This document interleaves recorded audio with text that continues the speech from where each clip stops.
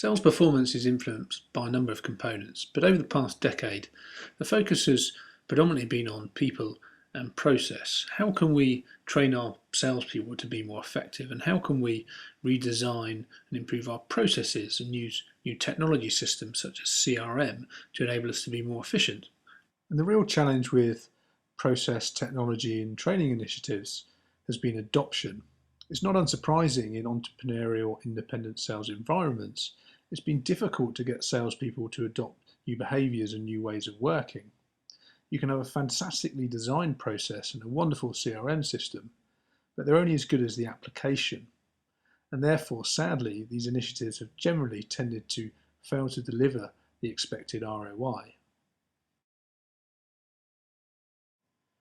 Management systems are an area that have received relatively small amounts of attention over recent years, but actually offer greater potential for sales performance improvement. And by the management system, we're referring to the overall system of management, the performance metrics, the reward systems, the review process, informal and formal feedback, and coaching by managers. And there are two key elements that determine the effectiveness of the management system: the design and the discipline in which it is executed. Effective system design aims to align performance metrics, the sales role and reward with the business strategy. An effective system operation requires real discipline and vigour in the performance review and is really dependent on the effectiveness of sales managers. But when used correctly, sales management systems provide the framework for developing a high-performing sales culture, and it uses closed-loop learning, fact-based decision-making and sales coaching to drive performance. They really provide the rhythm, the rigour that drives effective execution and continuous sales improvement. This is a topic that we cover in some detail in our white paper, The Heartbeat of Sales Performance Management Systems, and this can be downloaded from our website. Interestingly, another area that doesn't receive the attention it should is sales strategy, and it tends to remain a bit of an enigma in many organisations.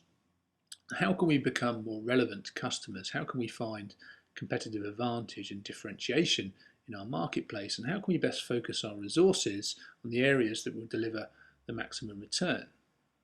Now, what is common to find in many organisations is that the sales strategy is just too generic, that it's based on assumption rather than facts, or it's poorly communicated to salespeople and the wider business. And there can be a number of reasons that contribute to a weak sales strategy. However, one of the most common reasons is a low sales IQ. And by the sales IQ, we're referring to the depth of knowledge and understanding of customers, of competitors, and the markets in which you operate. So why is the sales IQ so unexploited in many organisations and also such a weak link? Well, firstly, it's less visible. It's a hidden factor that works indirectly to influence the performance of the other components within the sales organisation, such as your people, your strategy, and your processes. And as with anything hidden, it's easier to overlook. And secondly, developing a deeper understanding of customers and competitors in your markets requires real discipline and hard work. And for many organisations, it requires a shift and a transformation in the sales culture from one that is based on emotion and gut feel towards one that values insight and knowledge as a key driver of sales performance. Developing a higher sales IQ needs to be systemized into the sales approach. It's not something that can be done with isolated or periodic research exercises.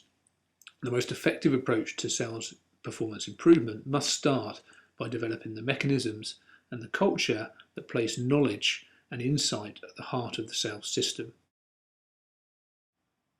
So for anyone who's considering how they can improve sales performance, before you take the traditional route and go and invest in another round of sales training or try and adopt a new piece of technology or implement a new structured sales process, first take a look at your management system. How robust is it? How much is it currently getting out of the people and the processes that you have in place?